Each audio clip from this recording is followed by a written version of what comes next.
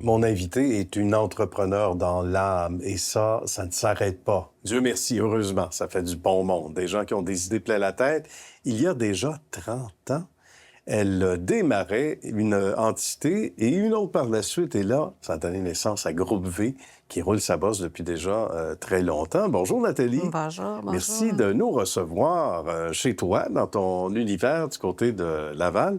On est sur la 440, donc des bureaux où on est bien installé depuis déjà très longtemps, on va le dire.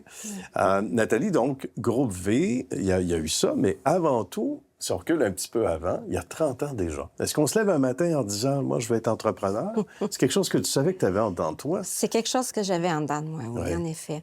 Ça fait longtemps que je voulais être entrepreneur. Je cherchais toujours la bonne idée pour avoir une entreprise là, qui me rendrait millionnaire comme ça, mais ça n'arrive pas, ça n'arrivait pas. Mais déjà toute jeune, oui. tu voulais être ta propre patronne. Oui.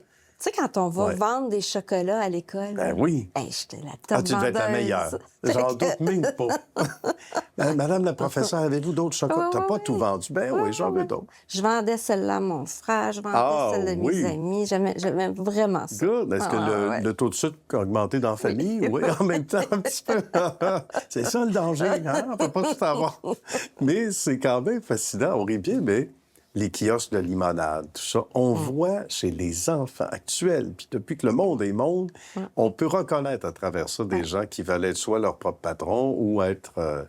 c'est vrai, hein? Tu dirais ça? Et on voit les enfants grandir. Quand on est sur notre X d'entrepreneur, on le voit rapidement. Et tu as travaillé au niveau du courrier.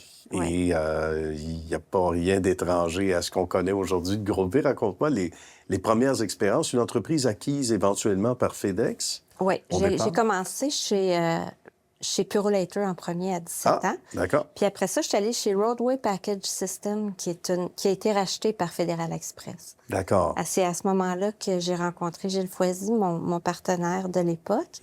Et puis, on a commencé à faire cette compagnie-là qui s'appelait Impact Courrier. On faisait de la livraison de lettres, de colis à cette époque-là.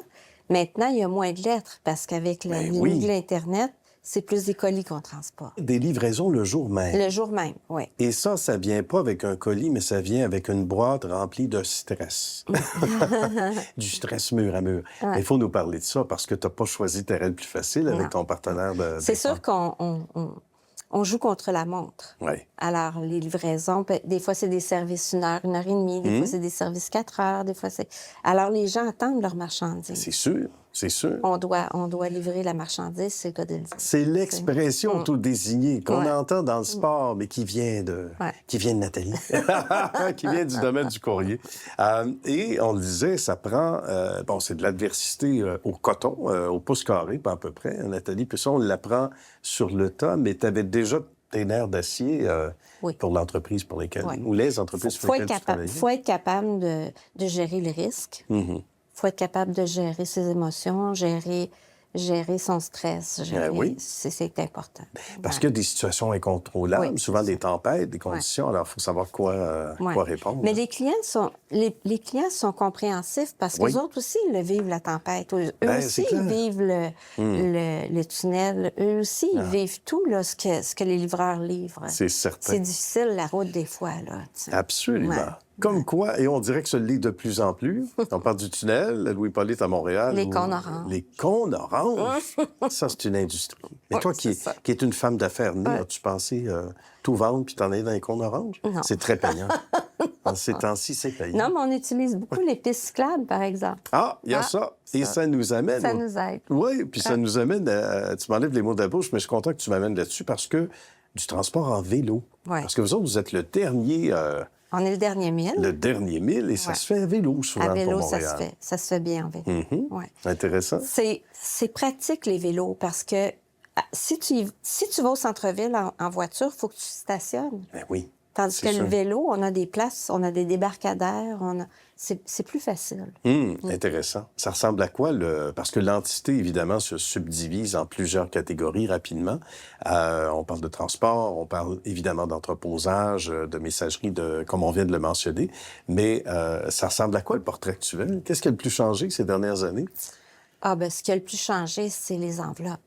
Ah oui? Maintenant, c'est les colis, puis c'est les palettes. Parce que maintenant, on n'a plus besoin d'avoir autant Tu sais, des fois, on livrait des contrats. Là, maintenant, ça signe par Internet. Bien, tout à fait. Les courtiers immobiliers, Oui, depuis la absolument. COVID, entre autres. Ouais. C'est là qu'a été Ouais. le tournant, surtout. Oui, il y a eu un gros Oui, tournant. un là. bon tournant. Ouais, ouais. Alors, on s'ajuste, on ajuste le tir et on augmente l'offre de services également, éventuellement. Ouais.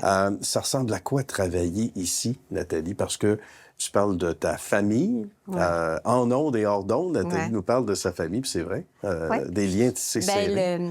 La conciliation famille-travail, c'est important. Être bien dans ce qu'on fait, avoir du plaisir dans ce qu'on fait, être efficace, puis avoir un bon niveau de service à la clientèle. Je pense que c'est ça qui nous rend... c'est ça qui fait que nos clients nous aiment. Oui. On sent que l'humain... On est avenant. Oui, puis l'humain, et on entend ça, des fois, c'est galvaudé à gauche, à droite, mais l'humain est numéro un ici, tant à l'interne que pour la clientèle, c'est important. Oui, c'est très important. Ça fait du bon monde, hein? Ça fait des gens efficaces sur le terrain, comme ailleurs. Ça fait du monde qui se soutiennent. Ça fait tu sais, quand on est bien entouré de bonnes personnes, la vie est plus belle. Ben voilà. Ça fait longtemps qu'on sait ça, nous autres. C'est pareil pour l'équipe. Merci beaucoup, Nathalie. Merci. C'est un grand, grand bonheur. Bonne Merci. suite de succès surtout. Merci. Merci.